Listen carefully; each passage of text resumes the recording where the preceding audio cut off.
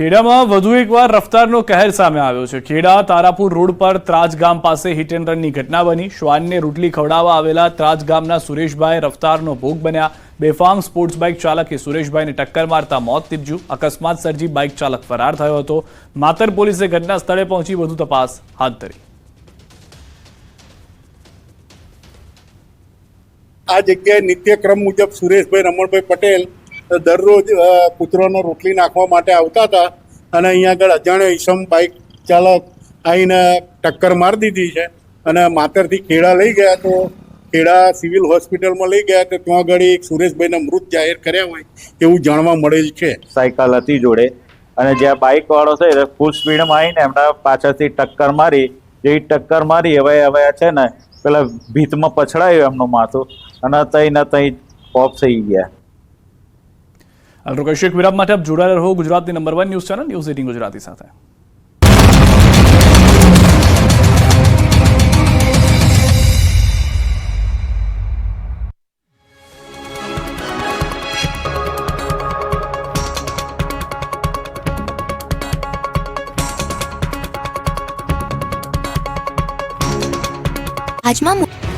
ભાવનગરમાં ગેરકાયદેસર આવાસો પર તંત્રે તવાઈ બોલાવી। ભાવનગર મહાનગરપાલિકા દ્વારા કુંભારવાડા વિસ્તારમાં મેગા ડિમોલ્યુશનની કામગીરી કરાઈ। કુંભારવાડામાં ગઢેજી શુદ્ધિકરણ પ્રોજેક્ટને અનુરૂપ 811 જેટલા આવાસોનું મેગા ડિમોલ્યુશન શરૂ કરવામાં આવ્યું। અગાઉ આ વિસ્તારમાં 811 જેટલા મકાન માલિકોને 2 વખત નોટિસ આપવામાં આવી હતી। મકાનધારકો નોટિસનો જવાબ ન આપતા તંત્રે આખરે ડિમોલ્યુશન કર્યું। 2 હિટાચી 4 જેસીબી સાથે 100 જેટલા મનપાના કર્મચારીઓ દબાણ હટાવવા પહોંચ્યા હતા। તેઓની સાથે 200 જેટલા પોલીસ સહિતનો મસમોટો કાફલો પણ જોડાયો હતો।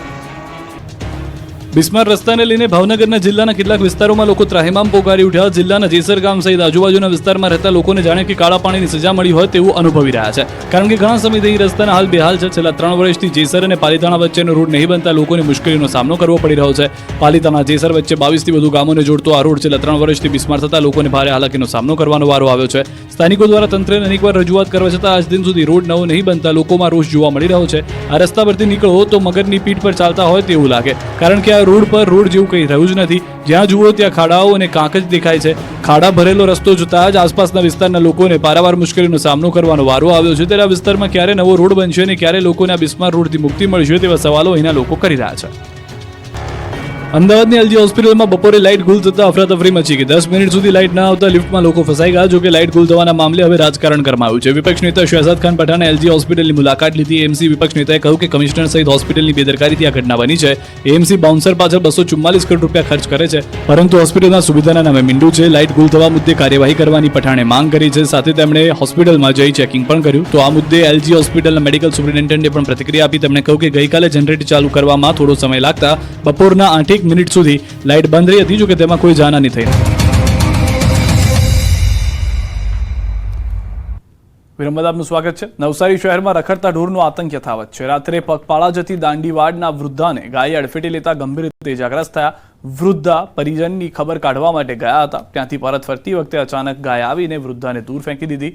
વૃદ્ધાને નવસારીની ખાનગી હોસ્પિટલમાં સારવાર અર્થે ખસેડવામાં આવ્યા। મનપાની રખડતા ઢોર પકડવાની કામગીરી પર સવાલ ઉઠ્યા। મારી માંગ એટલી જ છે કે આપણે જે ઢોર બહાર રખડતા છે તેને પકડવાની મહાનગરપાલિકાને ખાસ નોંધ કે આવી વસ્તુ પાછી બીજે કોઈ સાથે નહીં થાય।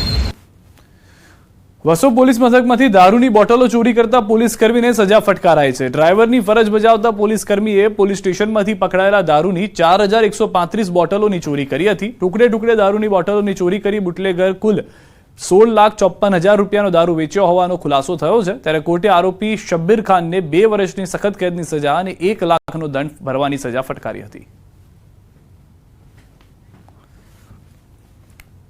સુરતથી મહત્વના સમાચાર। ઓલપાડ તાલુકામાં જંગલી ડુક્કરનો ત્રાસ। ઓલપાડના સોંદલા ખારા ગામે ખેડૂત પર ડુક્કરનો હુમલો।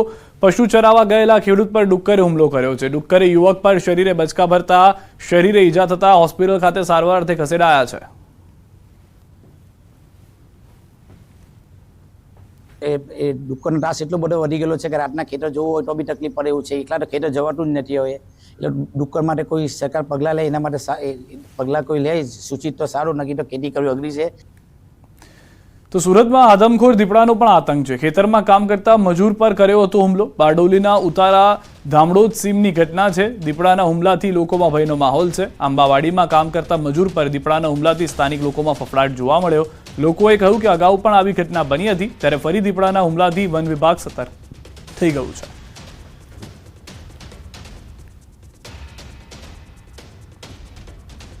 સુરતમાં રખડતા ઢોરનો આતંક. ઓલપાડના કીમ ગામમાં જામ્યું છે આંખલા યુદ્ધ. આંખલા યુદ્ધથી સ્થાનિક લોકોમાં ફફડાટ છે. રાત્રિ દરમિયાન આંખલા યુદ્ધ જામતા બૂમાબૂમ અને નાસભાગ મચી જાય છે. કીમ ગામના મુખ્ય માર્ગ રહેણાંક વિસ્તારમાં આંખલા યુદ્ધથી લોકોના શ્વાસ અદ્ધર છે. આંખલા યુદ્ધ જોતા રાહદારીઓ, વાહન ચાલકો થંભી ગયા હતા. થોડા સમય માટે દુકાનો બંધ કરી દેવી પડી હતી. લોકટોળાઓએ આંખલાઓએ લાકડાઓના સપાતા મારી અને છૂટા પાડી દીધા હતા. રહેણાંક વિસ્તારથી દૂર ભગાડ્યા હતા. ત્યારે લોકોએ કહ્યું કે કીમ ગામમાં અવારનવાર જોવા મળે છે આંખલા યુદ્ધ. રખડતા ઢોર, ડુક્કર, શ્વાન, આંખલાઓનો ત્રાસ વધતો જાય છે.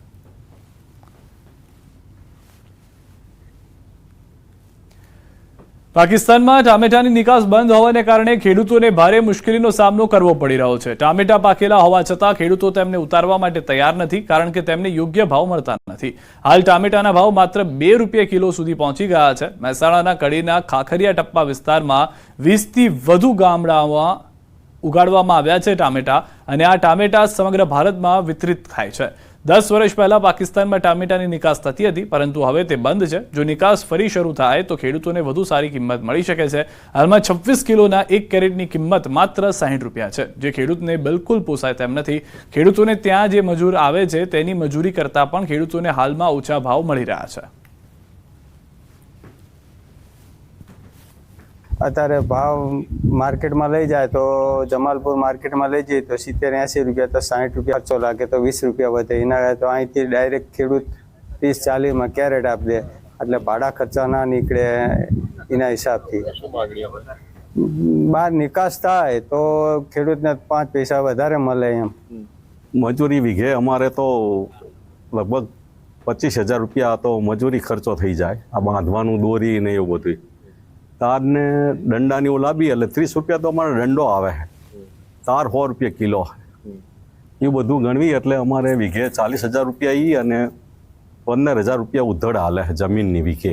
અમે જે વેણીને ઘરે લાવીએ અને જે ખર્ચો થાય એના કરતાં નીચા ભાવમાં માગે છે. ભાવ મળતા નથી પૂરા અને ખર્ચો વધી જાય છે, એટલે વેણવાનું બંધ કરી દીધું છે. અત્યારે ટામેટાનો શું ભાવ હશે? અત્યારે 20થી 30 રૂપિયા માગે છે. સૌરાષ્ટ્રનું અગ્રીમ ગણાતું ગોંડલ માર્કેટિંગ ઘઉં અને ચણાની આવકથી ઉભરાયું છે. યાર્ડમાં ઘઉં અને ચણાની સિઝનની રેકોર્ડ બ્રેક આવક નોંધાઈ હતી. યાર્ડમાં ઘઉંના 1.25 લાખ કટ્ટાની તથા ચણાની 70થી 80,000 કટ્ટાની આવક થવા પામી હતી. યાર્ડ બહાર 1600થી વધુ વાહનોની નોંધણી થવા પામી હતી. હરાજીમાં ઘઉંના 20 કિલોના ભાવ ₹470થી 650 સુધીના બોલાઈ રહ્યા હતા, જ્યારે દેશી ચણાના 20 કિલોના ભાવ ₹900થી 1050 સુધીનો બોલાયો હતો.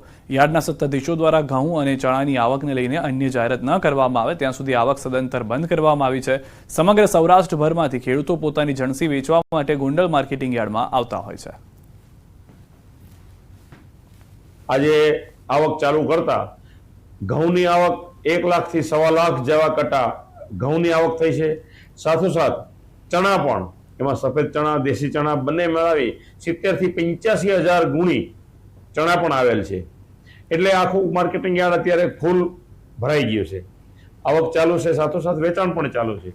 એટલે આગામી દિવસોમાં બધાનો સેલ થઈ જવાનો છે. પરંતુ માર્ચ એન્ડિંગની તારીખ 26 થી 31 સુધીની રજા આવતી હોય દરેક ખેડૂત મિત્રોને નમ્ર વિનંતી કે નવી જાહેરાત આપણા પોર્ટલ દ્વારા ન થાય ત્યાં સુધી ઘઉં અને ચણા અત્યારે લઈને આવવા નહીં, એવી તમને બધાને વિનંતી કરવામાં આવે છે.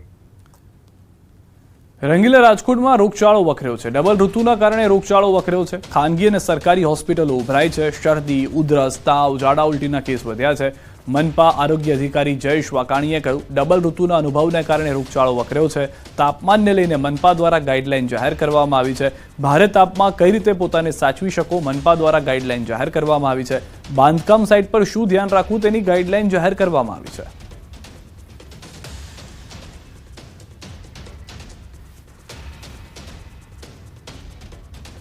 કલાકારોના સન્માન વિવાદ પર બોલ્યા શંકર ચૌધરી. કલાકારોને અન્યાય મુદ્દે ગૃહમાં અધ્યક્ષનો જવાબ.